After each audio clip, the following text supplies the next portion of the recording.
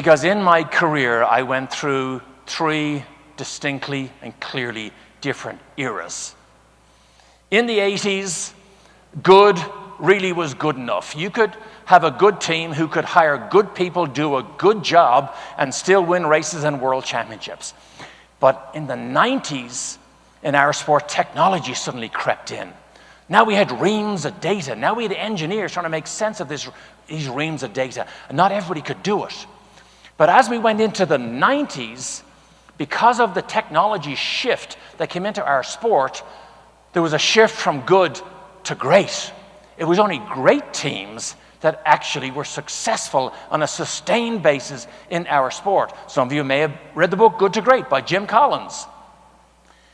But then when we crossed over into the 21st century, suddenly the regulations tightened down. We no longer had the freedoms to design and build whatever car or whatever engine we wanted. Now you had to work within a much more restrictive box. You had reams of data, and there was only a small number of teams of people who actually were able to use the data to their advantage and to raise their performance. That was when it took another shift. It went from good to great to extraordinary. What do you think extraordinary looks like? Where do you think extraordinary lives? I don't know where it lives in your everyday lives, but I'm going to give you a really good feel of where it exists and how it operates in our sport. This model only becomes effective when you surround it by a certain culture. It is not just a culture of winning, and it is not what you would call a culture of success. It is very much a culture of extraordinary. And there's that word again. Because I want you to start thinking about these extraordinary teams of people who get themselves on that podium, what it takes, what the frame of mind is to get you there. Here's an example how they think and operate. All of the people in these teams live convinced that they could be beaten tomorrow. It's in their DNA. They take it home at night with them. They go to bed at night with them.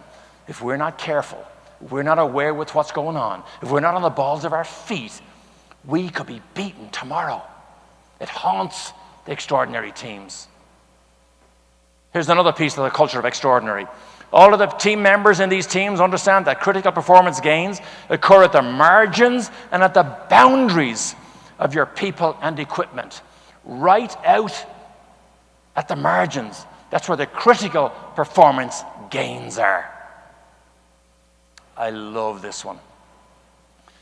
All of these team members, they disbelieve in the sustainability of their own performance.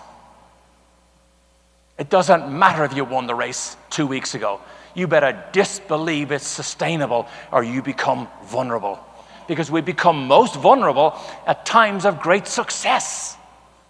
All the people in these teams are individualistic in their thinking, but become team players in their actions. Can't you see these individualistic thinkers are the invaluable guys out there looking for new and better ways to do everything to get that number up and then become team players in their actions. All of the people in these extraordinary teams encourage innovation to create new sources of performance, to improve both the efficiency and effectiveness of the process.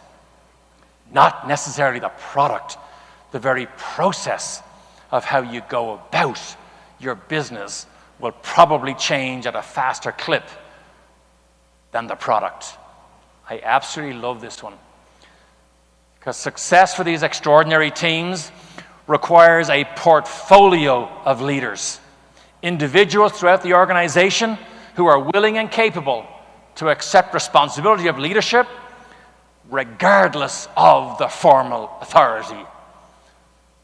You don't have to be told, this is your group over here, you manage them.